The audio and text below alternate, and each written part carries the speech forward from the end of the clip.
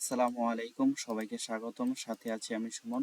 কিভাবে আমরা ফটোশপের মাধ্যমে একটি ব্যাকগ্রাউন্ড থেকে সাবজেক্ট বা অবজেক্ট রিমুভ করব, চলুন দেখিয়ে দেওয়া যাক। প্রথমে আমি গুগলে চলে যাচ্ছি। গুগল থেকে আমি সার্চ করব পিক্সেল।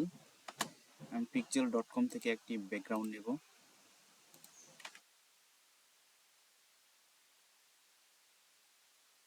ইন্ডাস্ট্রি লিখে আমি সার্চ করলাম। এখান থেকে আমি ব্যাকগ্রাউন্ডটি ডাউনলোড করব।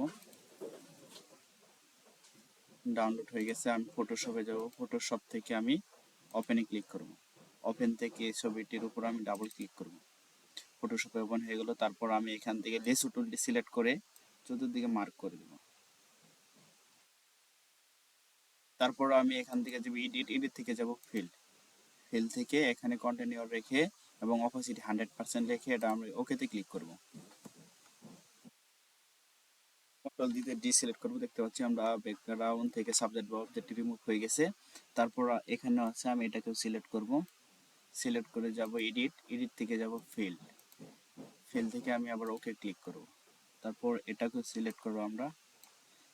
তারপরে যাব এডিট থেকে যাব ফিল থেকে এখান থেকে ওকে ক্লিক করব।